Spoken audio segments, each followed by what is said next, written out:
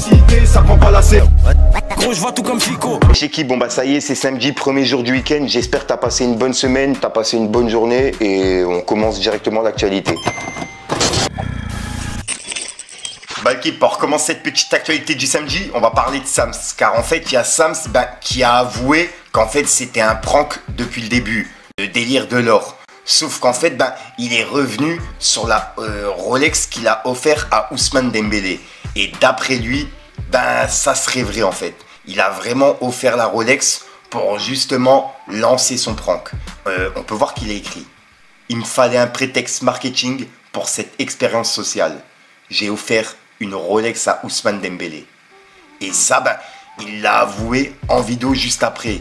Et je viens de voir qu'il a sorti justement un clip. Enfin, c'est pas un clip, c'est plus un épisode sur YouTube où en fait, ça retrace justement ce qu'on a vu en prank. T'as capté? Et ça s'appelle Mobius.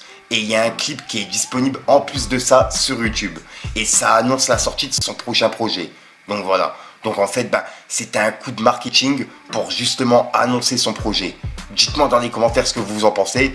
Et il a dit comme quoi la Rolex qu'il a offert à Ousmane Dembélé, il l'a vraiment offert. Dites-moi ce que vous en pensez, l'équipe. Je savais pas.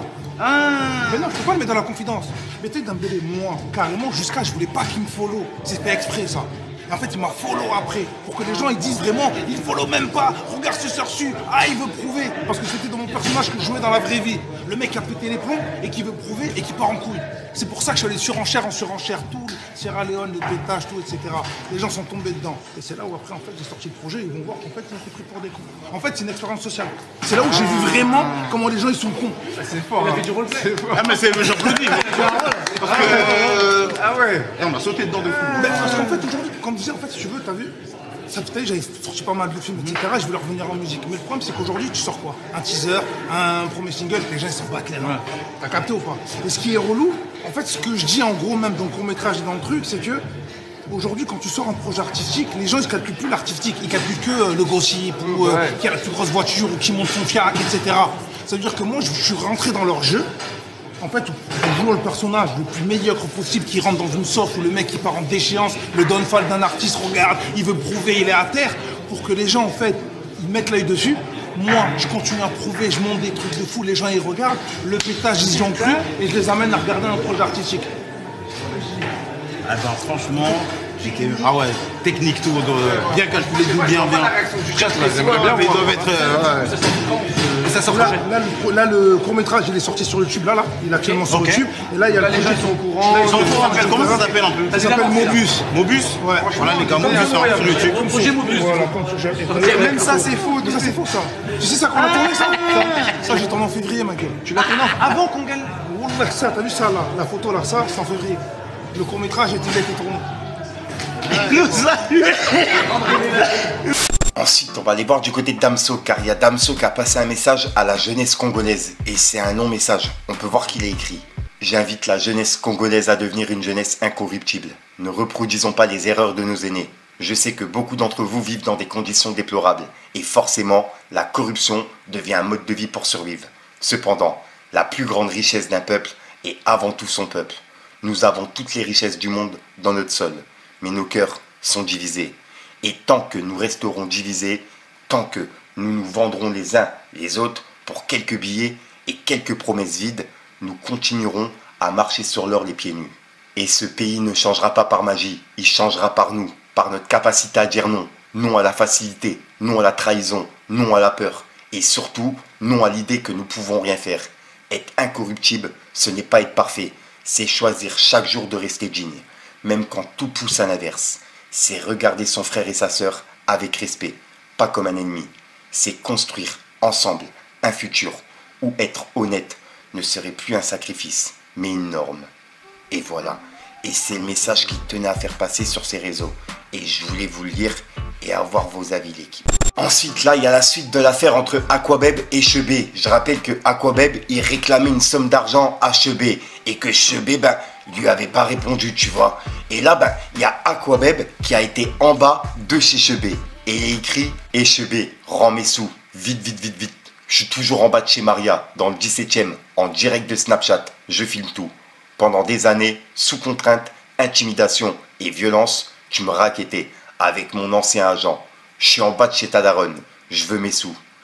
Et juste après, il a mis une vidéo comme quoi il était bien en bas de chez lui. Et il a écrit « Steven Bécharateji, rends-moi mes sous avant que je monte faire l'apéro avec Maria, à coups de vin rosé, et que je te choque à vie. » Et il a identifié Chebé. Donc là, il est en train de menacer Chebé de monter directement chez sa mère. Et je rappelle que cette affaire, on en avait parlé en vidéo. Et il me semble que Chebé, il avait même porté plainte pour diffamation par rapport à ça. Et que Aquabeb, il avait répondu également. Dites-moi dans les commentaires ce que vous en pensez. À mon avis, ça va encore une fois mal finir cette histoire. Béchara, descends tout de suite, rends-moi mes thunes. T'as vu, je suis là. Descends ta grand-mère, rends-moi mon argent maintenant. Ensuite, ça c'est une dinguerie. Il y a Jean-Marc Morandini qui a repris l'antenne en fait. Et il a repris l'antenne sur Europe 1. Et pour remplacer Cyril Hanouna, Europe 1, ils ont pris des dispositions. Car je rappelle qu'il a été accusé d'agression sexuelle, etc. sur mineurs, sur plein de choses comme ça, tu vois. Et pas que ça. Et là, il y a des mesures qui ont été prises. Et en gros, les stagiaires qui sont actuellement en seconde chez Europe 1, ils sont mis de côté et isolés pour justement pas qu'ils croisent Jean-Marc Morandini. Je sais pas si on se rend compte de la dinguerie. Au lieu de virer ce mec, on isole justement des personnes qui pourraient le croiser pour éviter qu'il y ait un drame. C'est quand même une dinguerie. Et il y a Booba qui vient de laisser un message par rapport à ça. Il a publié plusieurs articles qui parlent de ça et il a écrit « C'est Fort Boyard version pédocriminalité ». 15 lycéens dispatchés dans les locaux d'Europe 1 face à Jean-Marc Morandini, l'ogre, multirécidiviste, assoiffé de chair fraîche, ceinture de chasteté, un sandwich gruyère, une gourde d'eau du robinet, un plan des conduits d'aération. 3 petits points, nos jeunes. Et là, il n'arrive pas à comprendre comment justement il y a des parents qui laissent leurs jeunes aller là-bas, sachant qu'il y a cette personne-là qui est accusée de choses très très graves, tu vois, et qui a été prouvée, comme il a été jugé, et il a pris une peine pour ça. Donc ouais, dites-moi dans les commentaires ce que vous en pensez, mais je trouve ça vraiment grave, qu'en 2025, il y a encore ce genre de choses. Et juste après, Booba, il a laissé un message à Mister V. Car en fait, il y a Mister V qui a expliqué qu'à l'ancienne, il ne se voyait pas faire des collaborations avec les youtubeurs. Sachant que lui-même, avant d'être rappeur, il était youtubeur, t'as capté. Et on peut voir que Booba, il a dit « Yvick, tu te souviens de l'époque où tu te prenais pour un vrai rappeur? Que tu étais drôle. » Et il a mis un emoji qui pleure de rire. Et il a publié cette vidéo. Ces dernières années, je me suis beaucoup plus ouvert aux collaborations. La participation au GP Explorer, c'est un truc qui, dans les autres années d'avant, j'aurais été un peu plus fermé à l'idée de faire des collabs avec d'autres youtubeurs. C'est vrai, je faisais beaucoup de trucs solo. Toujours vachement collaboré, même à l'époque. Oui, mais en fait, en France en tout cas, faire des événements comme le GP ou comme... même là, j'ai participé au Stream for Humanity, j'ai joué au foot, je me suis montré sur le terrain alors que je sais pas jouer. Il y avait un truc d'avant où j'étais un peu dans ce calcul de « Ah non, vas-y, il faut pas que je donne des armes aux gens de pouvoir se foutre de ma gueule. » Je le suis aussi toujours un peu, tu vois. Donc il y a forcément un truc de « Bon, est-ce que si je me donne à fond dans un truc, on va pas prendre juste le recul de se dire « Mais nul en fait » et que ça va devenir une blague et qu'un truc que je voulais voir au sérieux se retrouve détourné et qui en devient une vanne. Et moi, dans ma tête, j'avais un truc de « Ah non, faut pas que je me mélange, faut pas que je fasse des vidéos comme tout le monde, faut pas que je rentre dans le moule un peu que tous les youtubeurs dans lesquels ils sont. » Non, tu peux très bien collaborer, faire ces projets-là, mais en même temps garder ta singularité. T'es un des seuls mecs dans cette situation en France. Genre la peur d'être un mème, il y a qui